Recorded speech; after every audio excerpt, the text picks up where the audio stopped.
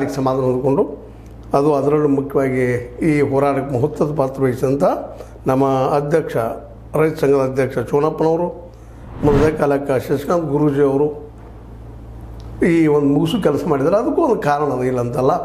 ಯಾಕಂದರೆ ಒಂದು ಮಾಬ್ ಕೂಡಿದಾಗ ಏನು ಬೇಕಾದ ಆಗ್ಬೋದು. ನಿಧಾನಕ್ಕೆ ಇದು ಉಗ್ರ ಸೊಪ್ಪು ತೊಗೊಳ್ಳೋಂಥದ್ದು, ಬಸ್ ಬಂದ್ ಮಾಡೋದು, ಮತ್ತೇನು ಮಾಡೋದು, ಕಲ್ಲು ತೂರಾಟ ಮಾಡೋದು, ಒಂದು ಗುಂಡಾಗರ್ದಿನ ಒಂದು ಹೆಸರಿನಲ್ಲಿ ಸರ್ಕಾರ ನಾಡಿನೆಲ್ಲ ದಸ್ತಗಿರಿ ಮಾಡೋದು, ಒಳಗೆ ಹಾಕೋದು ಇವೆಲ್ಲ ನಡೀತಾ ಇದ್ದು ಮುಂದಿನ ದಿನದಲ್ಲೇ.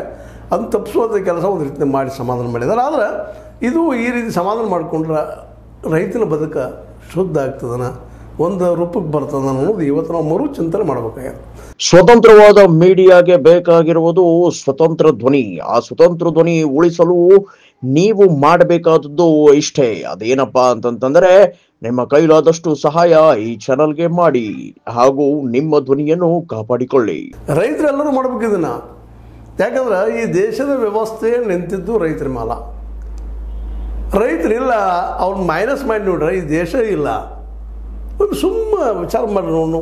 ಇವತ್ತು ಎದಾರು ಬಿಡಪ್ಪ, ನಮ್ಮ ಸಿದ್ದರಾಮಯ್ಯನವರು ಅದಾರ 10 ಕಿಲೋ ಅಕ್ಕಿ ಕೊಡ್ತಾರ, ನಮ್ಮ ಮೋದಿಯವರು 5 ಕಿಲೋ ಕೊಡ್ತಾರ, ಗ್ಯಾರಂಟಿಗಳಿದ್ದಾವೆ ಅಂತ ನಾವು ಮಾತಾಡ್ಬೋದು.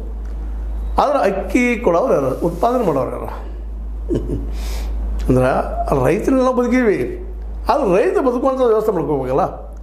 ಇವತ್ತು ಅಮೇರಿಕ ಅಥವಾ ಇನ್ನುಳಿದ ಮುಂದುವರೆದ ದೇಶಗಳಲ್ಲೇ, ಯುರೋಪ್ಗಳಲ್ಲೇ ಅಲ್ಲಿ ರೈತಗೆ 50 ಲಕ್ಷಕ್ಕೂ ಮೇಲ್ಪಟ್ಟ ಹಣವನ್ನು, ರೂಪಾಯಿಗಳನ್ನು ಸಬ್ಸಿಡಿ ರೂಪದಲ್ಲಿ ಕೊಡ್ತಾ ಇದ್ದಾರೆ. ಯಾಕಂದ್ರೆ ರೈತ ಉಳಿಬೇಕಲ್ಲ, ಬೆಳೆ ಬೆಳೆಸೋದಕ್ಕೆ.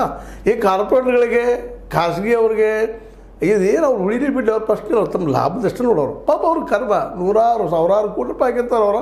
ಅವರೇ ಈ ರೈತರ ಬಗ್ಗೆ ಯೋಚನೆ ಮಾಡ್ತಾರೆ. ಅವ್ರ ಸಾಲ ಮುಡಿಸೋದು, ಕಳಿಸೋದು ಎಷ್ಟ, ಯಾವುದೇನು ಖರೀದಿ ಮಾಡಬೇಕು, ಹೇಗಿರಬೇಕು, ಅವ್ರ ಲೈಫ್ ಸ್ಟೈಲ್ ಬೇರೆನೇ ಇರ್ತದೆ.